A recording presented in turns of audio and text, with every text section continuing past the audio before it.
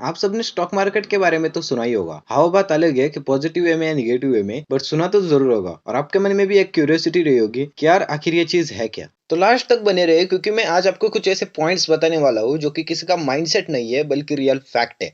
और वीडियो के लास्ट तक आप जान जाएंगे कि ये कोई गलत चीज नहीं है बल्कि ये हमारी जिंदगी भी बदल सकती है। तो बिना टाइम वेस्ट किए चलिए शुरू करते हैं। Point number 1, wrong mindset.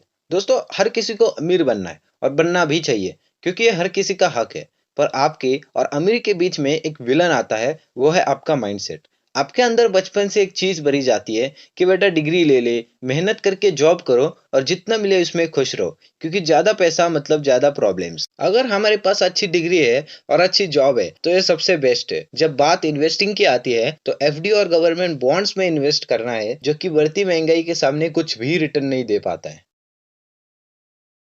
और सबसे इंपॉर्टेंट बात जो हर मिडिल क्लास फैमिली में सुनने को मिलती है वो है कि बिजनेस और इन्वेस्टिंग तो बड़े लोगों का काम है, हम तो सिर्फ सेविंग्स ही कर सकते हैं। इनफैक्ट मेजोरिटी घरों में इन्वेस्टिंग और स्टॉक मार्केट के बारे में बात तक नहीं होती। हम सिर्फ देखते हैं कि कैसे हमारे पापा ने और उनके पापा ने बूढ़े होने तक सिर्फ काम किया, तो ज्यादा काम करना बड़े गर्व की बात होती है। और आपने देखा होगा कि कैसे आपके डैडी बीमार होते हुए भी ऑफिस जाते हैं, बारिश में वो तेज बारिश से लड़कर भी ऑफिस जाते हैं, क्योंकि अगर वो ऑफिस नहीं जाएंगे तो सैलरी नहीं मिलेगी और सैलरी नहीं मिलेगी तो घर कैसे चलेगा। तो आपने कभी ना कभी ऐसा जरूर सोचा होगा कि हमें घर बैठे बहुत पैसे मिल जाए और ज्यादा काम करने की जरूरत भी ना पड़े। अब जितनी बात ये सुनने में लगती है उतनी ही लोगों को ये इम्पॉसिबल लगती है। Point number 2, risk. अब बात करते हैं रिस्क की। तो दोस्तों, बहुत सारे लोग सोचते हैं कि पैसा डूब गया तो क्या होगा, नहीं मैं नहीं करता। पर दोस्तों, एक चीज सोचो कि रिस्क तो कुकर में खाना पकाने में भी है, तो क्या हम खाना नहीं पकाते? रिस्क तो गाड़ी चलाने में भी है, अगर आप गाड़ी चलाना जानते हो तो रिस्क कम हो जाता है। ठीक उसी तरह स्टॉक मार्केट में भी रिस्क है, लेकिन कुछ ऐसी चीजें हैं जिनसे आप रिस्क यानी लॉसेस बचाकर बहुत सारा प्रॉफिट भी कमा सकते हो। Point number 3, what is share. तो देखो, कंपनी को ग्रो करने के लिए या अपने ऑर्डर्स को पूरा करने के लिए पैसा चाहिए होता है। अब ये पैसा कंपनी खुद का यूज कर सकती है, दूसरी अमीर कंपनी से उधार ले सकती है, या पब्लिक फंडिंग से पैसा ले सकती है। पब्लिक फंडिंग्स में लोग कंपनीज में पैसा इन्वेस्ट करते हैं और फिर कंपनीज उसे यूज करती है अपनी रिक्वायरमेंट्स को पूरा करने के लिए।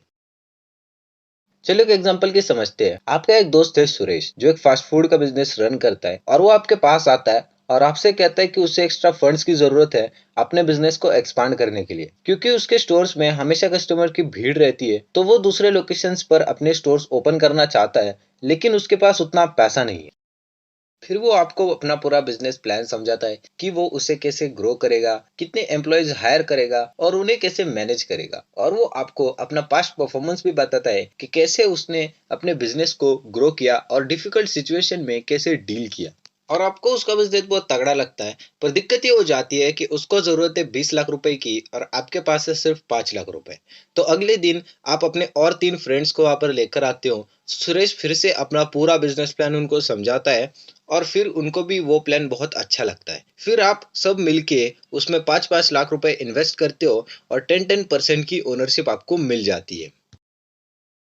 सुरेश के पास 60% ओनरशिप है क्योंकि वो उस बिजनेस में मेहनत भी करेगा और वो उसे काफी टाइम से रन भी करता आ रहा है। फिर उसके बाद सुरेश आपको हर साल ईमेल के थ्रू सारी बातें बताता है और डिटेल में एक्सप्लेन करता है कि वो आपको कितना प्रॉफिट देगा और टोटल उसने कितना प्रॉफिट अर्न किया, कहाँ कहाँ खर्चे किए और उसके फ्यूचर प्लान्स क्या है। तो ये जो आपने सूरज के बिजनेस में 10% इन्वेस्ट किया, हम कहेंगे कि आपने उसकी कंपनी के 10% शेयर खरीदे और आपको अभी उसका प्रॉफिट मिल रहा है।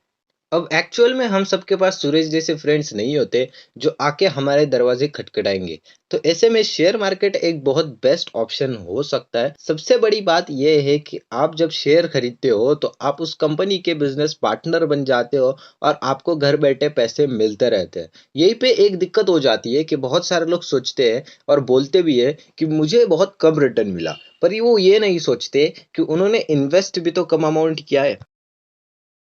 How to invest. तो अब बात करते हैं कि आप इन्वेस्ट किस तरीके से कर सकते हो। सबसे पहले तो आपको डीमैट अकाउंट ओपन करना होता है। अब देखो, जैसे आप बैंक अकाउंट ओपन करने जाते हो तो आपको एक अमाउंट डिपॉजिट करना होता है, फिर एक मिनिमम बैलेंस भी रखना होता है और कुछ हिडन चार्जेस भी देने होते हैं, जैसे debit card maintenance fees, SMS alert की अलग फीस होती है और ज़्यादा पैसा विड्रॉ करने पर अलग फीस भी होती है।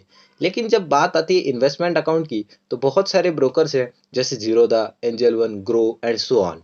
और मज़ेदार बात यह है कि जब आप पैसा इन्वेस्ट करते हो तो वो सेंट्रल डिपॉजिटरी में जमा होता है और वो कंपनी के रजिस्टर में आपका नाम ऐड किया जाता है कि आपने कितने शेयर्स खरीदे हैं, कितनी डेट पे खरीदे और अपनी personal details etcetera. Stock exchanges, देखो, अगर आपको शेयर खरीदने हैं तो आपके पास दो दुकानें हैं, यानी दो स्टॉक एक्सचेंजेस है। फर्स्ट है बॉम्बे स्टॉक एक्सचेंज और सेकंड है नेशनल स्टॉक एक्सचेंज। आप किसी से भी शेयर खरीद सकते हो, हालांकि आप डायरेक्ट शेयर नहीं खरीद सकते हो, आपको ब्रोकर के थ्रू ही लेना पड़ेगा, जिनका नाम आपको पता है, मैंने ऊपर बताया हुआ है। और दोस्तों, मैं स्टॉक एक्सचेंजेस पर भी एक डिटेल्ड वीडियो लाने वाला हूं, तो उसके लिए भी आप लोग अपडेट जरूर रहना। Point number 7, risk management. देखो भाई, हमने रिस्क के बारे में तो बात कर ली है, बट अभी कुछ ऐसे फैक्टर्स बचे हैं जिससे आप रिस्क कम करके प्रॉफिट इंक्रीज कर सकते हो। जैसे फर्स्ट, टेक एक्सपर्ट एडवाइस। अब देखो, अगर डिजिटली रहे तो बिल्कुल जरूरत नहीं है कि एक एक्सपर्ट या फिर मेंटर को ढूंढते रहो, बस मोबाइल उठाओ और यूट्यूब खोलो। सेकंड, फंडामेंटल एनालिसिस और टेक्निकल एनालिसिस। देखो, अब फंडामेंटल एनालिसिस जो है ये इन्वेस्टिंग में काम आता है और टेक्निकल एनालिसिस ट्रेडिंग में। अब आप सोच रहे होंगे ट्रेडिंग क्या है, इन्वेस्टिंग क्या है और फंडामेंटल एनालिसिस क्या है, टेक्निकल एनालिसिस क्या है। तो दोस्तों, इसके ऊपर डिटेल वीडियो आने वाला है जिसमें आपको ये सारे टर्म्स क्लियर हो जाएंगे। बट अभी के लिए ऐसा समझ लो कि ये बहुत ज़्यादा इंपॉर्टेंट होता है। इसको अगर आपने अवॉइड किया तो आपके लॉस होने के चांसेस बढ़ जाते हैं। लॉन्ग टर्म इन्वेस्टमेंट, देखो दोस्तों, शॉर्ट टर्म इन्वेस्टमेंट में ज़्यादातर प्रॉफिट्स नहीं देखे जाते हैं, बट लॉन्ग टर्म में प्रॉफिट ज़्यादा देखे जाते हैं। हाँ, रिस्क भी होता है बट प्रॉफिट ज़्यादा देखे जाते हैं। What's are profit. दोस्तों, लास्ट पॉइंट में देखेंगे कि शेयर मार्केट से इन्वेस्टर्स और ट्रेडर्स अपना प्रॉफिट किस तरीके से निकाल सकते हैं। हमने देखा कि लोग शेयर खरीद के उस कंपनी के छोटे से हिस्से के ओनर बन जाते हैं, यानी शेयर मार्केट की भाषा में शेयर होल्डर बन जाते हैं। दोस्तों, शेयर बाय करने के बाद प्रॉफिट दो तरीके से होता है। हम जिस कंपनी के शेयर खरीदते हैं वो कंपनी ग्रो करने के बाद उसके शेयर प्राइस भी ग्रो करते हैं और हम उसे बेचकर प्रॉफिट कमा सकते हैं। कंपनी को जब प्रॉफिट होता है तो कंपनी प्रॉफिट का कुछ पार्ट शेयर होल्डर्स को दे सकती है, जिसे हम डिविडेंड्स कहते हैं। दोस्तों, डिविडेंड्स के ऊपर एक डिटेल्ड और एक इन डेप्थ वीडियो आने वाला है, तो सब्सक्राइब करके रखा, आपका फायदा है।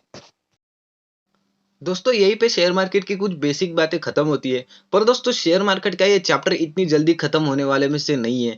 ये शेयर मार्केट बहुत बड़ा वर्ल्ड है और बहुत सारे टर्म्स अभी आपको सीखना बाकी है। ये तो सिर्फ बेसिक बातें थी जो एक आदमी को शेयर मार्केट में उतरने से पहले ध्यान में रखनी चाहिए।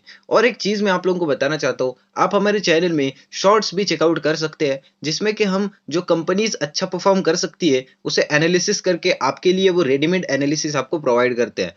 हम खुद कंपनीज को एनालिसिस करते हैं और फिर हमें ये चीज़ पता चलती है कि कौन सी कंपनी अच्छा परफॉर्म कर सकती है। तो दोस्तों, आप शॉर्ट्स ज़रूर से चेकआउट करना, आपको रेडीमेड एनालिसिस मिल जाएगा। तो दोस्तों, मिलते हैं नेक्स्ट वीडियो में।